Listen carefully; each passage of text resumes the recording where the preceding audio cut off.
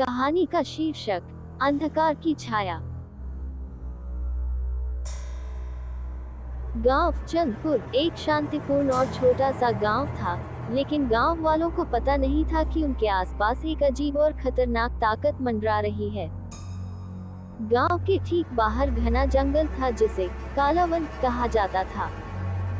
ये जंगल अपने अंधकार और रहस्यमयी आवाजों के लिए कुख्यात था।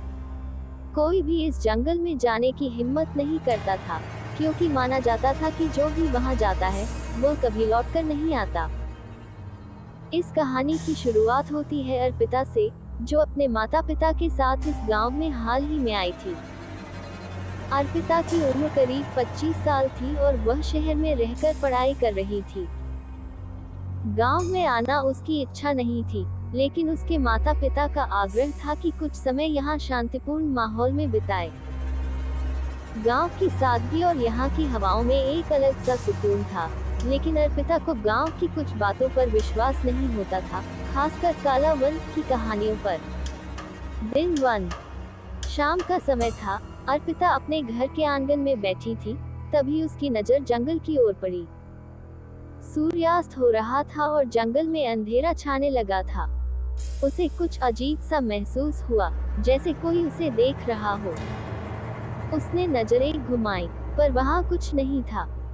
शायद मेरा वहम होगा, उसने खुद से कहा और घर के अंदर चली गई।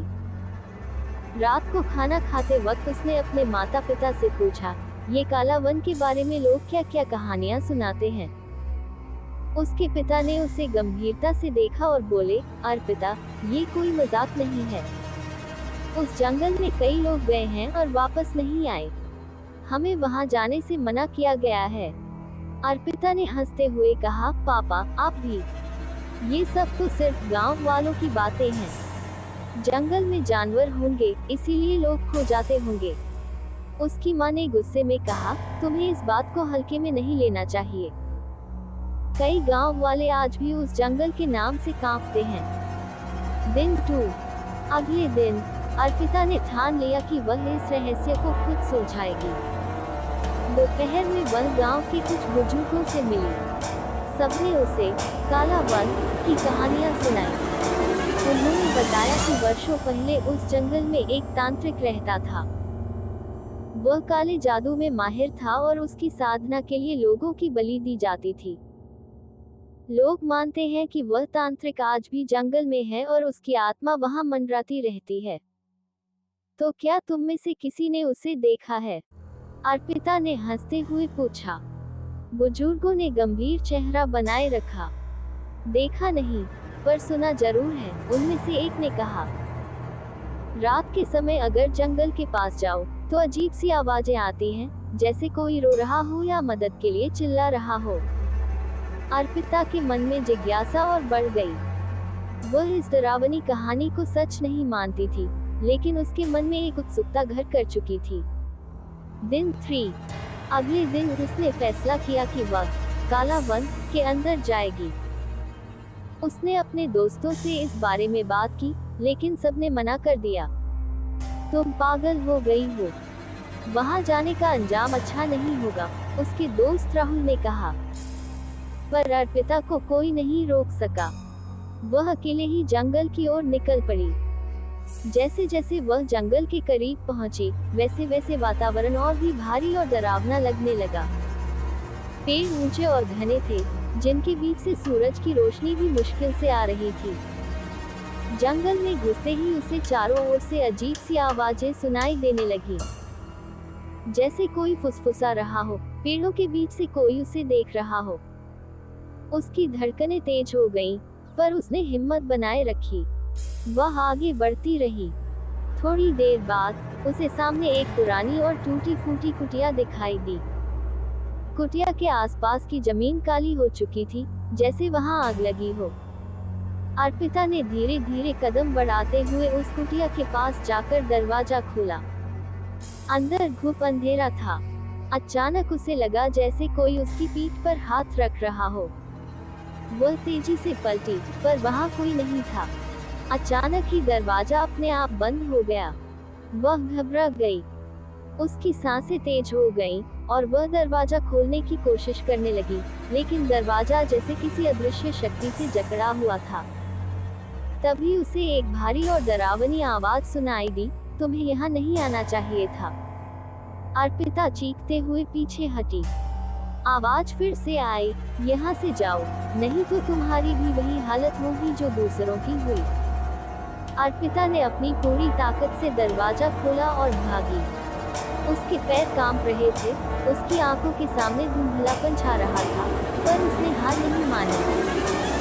जैसे तैसे वह जंगल से बाहर निकली और सीधा अपने घर भागी। घर पहुंचते ही वह बेहोश हो गई। दिन 4। अर्पिता को अगले दिन होश आया। उसके माता पिता उसके पास खड़े थे, परेशान और चिंतित। तुमने हमें बहुत डरा दिया था, अर्पिता, उसकी मां ने रोते हुए कहा। अर्पिता ने उन्हें सब कुछ बताया जो उसके साथ हुआ था। उसके पिता ने गंभीरता से उसकी बात सुनी और फिर बोले, मैंने तुम्हें पहले ही चेतावनी दी थी। उस जंगल में कुछ बुरा है, अब तुम वहां नहीं जाओगी। पर अर्पिता के मन में अभी भी सवाल थे। वह जानना चाहती थी कि उस कुटिया में क्या था, कौन था।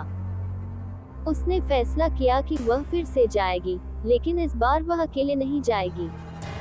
दिन 5। उसने अपने दोस्तों को फिर से मनाया और आखिरकार राहुल और एक और दोस्त ने उसके साथ जाने का फैसला किया। वे तीनों दिन के उजाले में जंगल की ओर गए। जब वे कुटिया के पास पहुंचे, तो वहां का माहौल वैसा ही था, डरावना और अजीब। वे अंदर घुसे। अंदर कोई खास चीज नहीं थी, पुरानी दीवारें, टूटा फूटा फर्नीचर और कुछ जानवरों की हड्डियां। लेकिन जैसे ही वे अंदर गए, हवा अचानक ठंडी हो गई।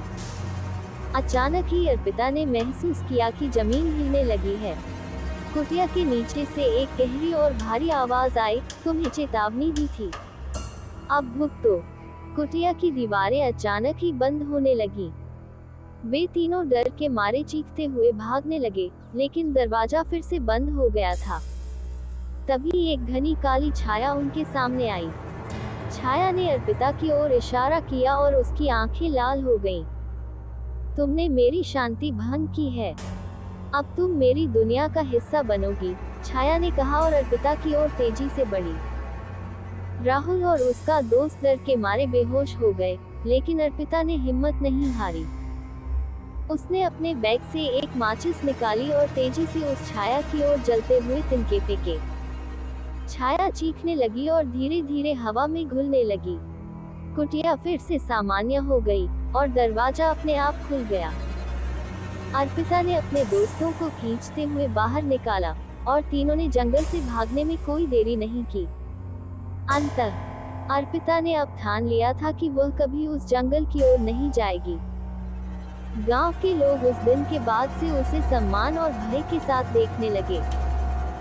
उसने साबित कर दिया था कि काला वन की कहानियां सिर्फ मिथक नहीं थी, लेकिन उसमें जो भी था वह किसी इंसान के नियंत्रण से बाहर था। कहानी यही खत्म होती है, लेकिन काला वन के रहस्य आज भी गांव वालों के दिलों में गहरे बसे हैं। कोई नहीं जानता कि वहां क्या था, और कोई भी उस रहस्य को जानने की हिम्मत नहीं करता। काला वन अब भी वहां खड़ा है, अपने अंधकार और छिपे हुए खतरों के साथ। जो भी उसकी शांति भंग करने की कोशिश करता है, वह कभी लौटकर नहीं आता।